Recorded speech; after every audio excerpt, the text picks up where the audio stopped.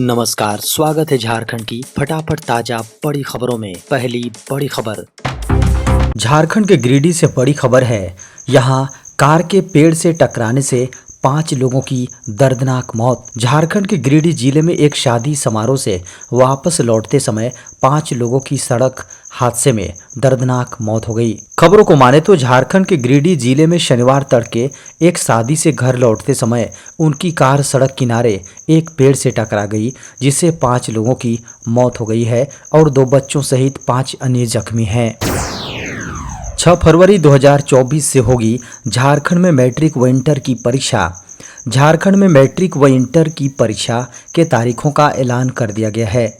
बता दें कि झारखंड में 6 फरवरी से 26 फरवरी 2024 तक मैट्रिक और इंटर की परीक्षाएं आयोजित की जाएंगी। झारखंड अधिविद्य परिषद यानी जैक बोर्ड ने इसको लेकर शुक्रवार को घोषणा कर दी है।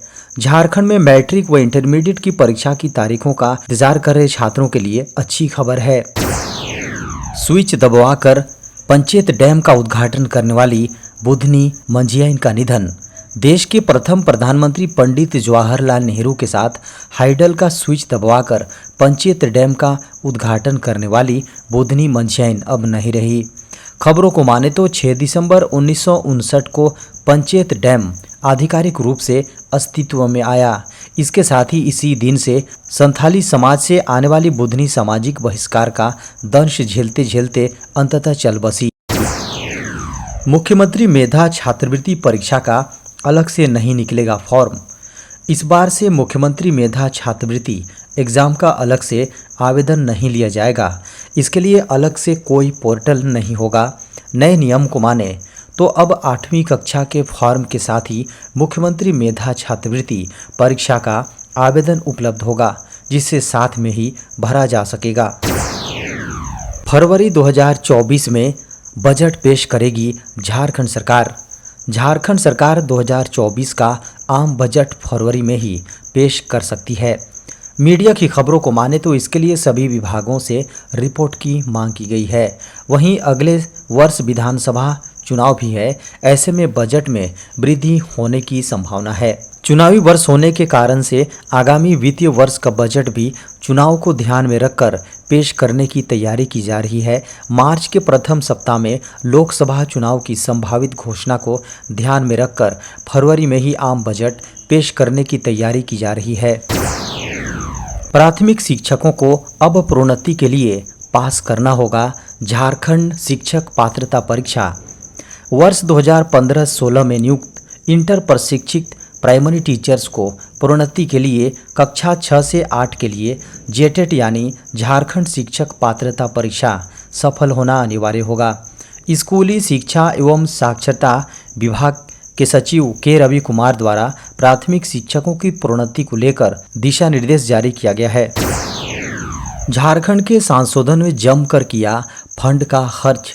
झारखंड के लोकसभा के 14 और राज्यसभा के 6 सांसदों ने भारत सरकार से क्षेत्र विकास योजनाओं लोकल एरिया डेवलपमेंट योजना के लिए मिले फंड का जमकर इस्तेमाल किया है।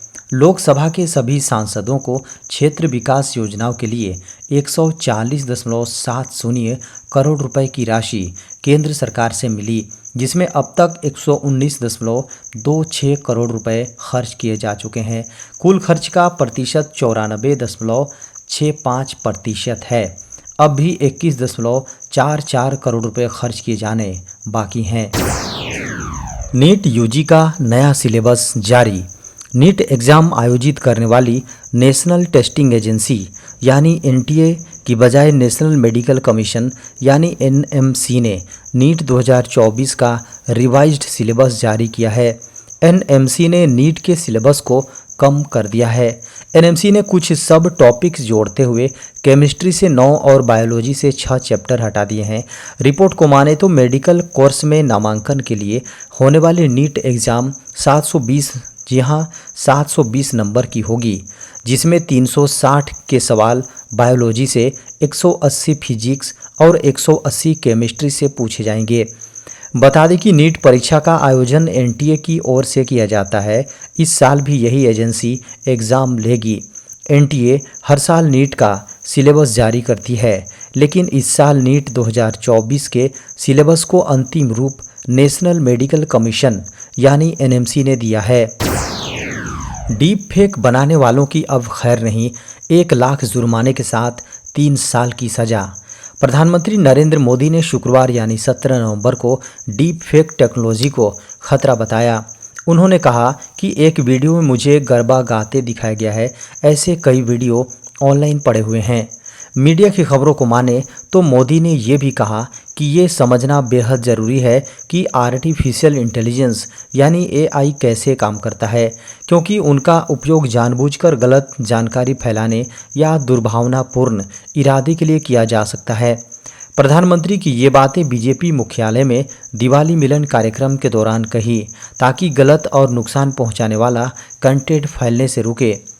बता दें कि आज के डिजिटल दौर में कई बार गलत खबरें और भ्रामक जानकारियां इंटरनेट की मदद से लोगों तक पहुंचाई जा रही हैं। ऐसे ही वीडियो भी पहुंचाए जाते हैं, इसे डीप फेक कहते हैं। छठ पूजा से पहले पीएम किसान के 15वीं किस्त आने से किसान हुए खुश। मोदी सरकार की ओर से देश के कई किसानों को छठ पूजा से पहले बड़ी सौगात दी गई है। सरकार ने किसानों के बैंक अकाउंट में पीएम किसान योजना के तहत 15वीं किस्त को 15 नवंबर को डीबीटी से ट्रांसफ़र कर दिए थे।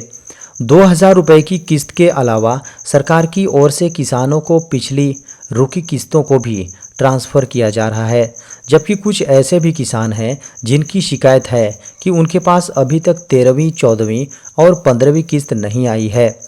प्रधानमंत्री किसान योजना के तहत किसानों के बैंक अकाउंट में हर 4 महीने में 2000 रुपये भेजे जाते हैं। 15 नवंबर को लोगों के खाते में 15वीं किस्त भेज दी गई है। एयरफोर्स कॉमन इंटरेस्ट टेस्ट के लिए नोटिफिकेशन जारी। भारतीय वायुसेना ने तकनीकी और गैर तकनीकी दोनों पदों पर भर्ती के लिए AFCAT 2024 नोटिफिकेशन जारी कर दिया है। आवेदन प्रक्रिया अगले महीने से शुरू होने वाली है। इच्छुक उम्मीदवार पंजीकरण प्रक्रिया शुरू हो जाने के बाद आधिकारिक वेबसाइट afcat.cdac.in पर जाकर आवेदन कर सकेंगे। जनवरी 2025 बैच के लिए यह एग्ज़ाम आयोजित की जा रही है। आवेदन प्रक्रिया 1 दिसंबर 2023 से शुरू होगी। आवेदक flying branch, ground duty technical, non technical और एनसीसी स्पेशल के लिए अप्लाई कर सकेंगे। आवेदन करने की अंतिम तिथि 30 दिसंबर है। इस भर्ती अभियान के तहत फ्लाइंग ग्राउंड ड्यूटी के टेक्निकल, नॉन टेक्निकल के कुल 327 पदों पर भर्ती होंगी। फ्लाइंग ब्रांच में एनसीसी स्पेशल एंट्री के लिए पीसी के लिए CDAC रिक्तियों में से 10% सीटें और SSC के लिए AFCAT रिक्तियों में से 10% सीटें आरक्षित हैं। 31 दिसंबर तक इन UPI नंबर को बंद करने का आदेश। UPI नेटवर्क को चलाने सरकारी एजेंसी NPCI यानी national payment corporation of India की ओर से गूगल पे, पेटीएम और फ़ोनपे जैसे थर्ड पार्टी UPI ऐप से कहा गया कि वे ऐसे UPI ID और नंबर्स को बंद कर दें जिसने 1 वर्ष से अधिक समय तक कोई लेन देन न हुआ है। NPCI का ये आदेश UPI नेटवर्क को सुरक्षित बनाने की कोशिश के रूप में देखा जा रहा है। इससे UPI नेटवर्क पर वे ही नंबर या UPI ID एक्टिव रहेगी जिसका लोग इस्तेमाल कर रहे हैं। जी हाँ, NPCI की ओर से बैंकों और थर्ड पार्टी ऐप्स को अनएक्टिव UPI नंबर्स और ID को बंद करने के लिए 31 दिसंबर 2023 तक का समय दिया गया है। ऐसे में अगर यूजर चाहता है कि उसकी UPI ID और नंबर नेटवर्क नहीं हटाया जाए तो उसे अपनी UPI एक्टिव रखना है। UPI ID और नंबर नेटवर्क को हटाते या बंद करते समय बैंकों और थर्ड पार्टी ऐप्स को यूजर्स को ईमेल और मैसेज के जरिए सूचना देनी होगी। व्हाट्सएप यूजर्स की हुई मौज, आ रहा एक और दमदार फीचर। व्हाट्सएप का इस्तेमाल आज भारत समेत दुनिया भर में किया जा रहा है। दोस्तों के साथ बात करनी हो या कोई ऑफिशियल काम को करना हो, इस वक्त हमारे लिए ये प्लेटफॉर्म एक बेहद ही आसान जरिया बन गया है। कंपनी भी लगातार यूजर एक्सपीरियंस को और भी बेहतर करने के लिए नए नए फीचर्स को रोल आउट करती रहती हैं। हाल ही में कंपनी ने व्हाट्सएप ग्रुप के लिए एक वॉइस चैट फीचर पेश किया था। अब एक नई ऑनलाइन रिपोर्ट से पता चलता है कि इंस्टेंट मैसेजिंग ऐप एक और ज़बरदस्त फीचर ला रहा है जो चैट टैब से एआई पावर्ड चैट ओपन करने की सुविधा देगा। व्हाट्सएप एआई पावर्ड चैट के लिए एक डेडिकेटेड शॉर्टकट की शुरुआत के साथ यूजर्स एक्सपीरियंस को बदलने के लिए तैयार है। शुरुआत में मार्क जुकरबर्ग द्वारा पेश किया गया यह फीचर वर्तमान में बीटा टेस्टिंग से गुजर रहा है, जो चुनिंदा यूजर्स को एआई पावर्ड चैट इंटरेक्शन के भविष्य की एक झलक दिखाता है। कंपनी जल्द ही इसे सभी यूजर्स के लिए रोल आउट कर सकती है। अब बिना इंटरनेट के फ़ोन पर देख सकेंगे फिल्में। केंद्रीय दूरसंचार विभाग, सूचना एवं प्रसारण मंत्रालय और आईआईटी कानपुर की ओर से D2M नेटवर्किंग को लेकर काम शुरू किया गया है। इस डिवाइस टू मेटावर्से नेटवर्किंग की काफ़ी चर्चा हो रही है और ये विरोध के लिए भी जाना जा रहा है। जहां D2M नेटवर्किंग काफ़ी चर्चाओं में है, वहीं telecom operators, handset makers, network providers और चिप मैन्युफैक्चरर द्वारा इसका विरोध भी किया जा रहा है। ऐसा इसलिए क्योंकि D2M से इन कंपनियों के लिए परेशानी खड़ी हो सकती है। Telecom operators, handset makers, network providers और चिप मैन्युफैक्चरर, ये सभी कंपनियां D2M नेटवर्किंग का विरोध कर रहे हैं। इसका कारण आने वाले समय में होने वाली समस्या का डर है। दरअसल इन सभी कंपनियों का डेटा रेवेन्यू 80% ट्रैफिक वीडियो से आता है।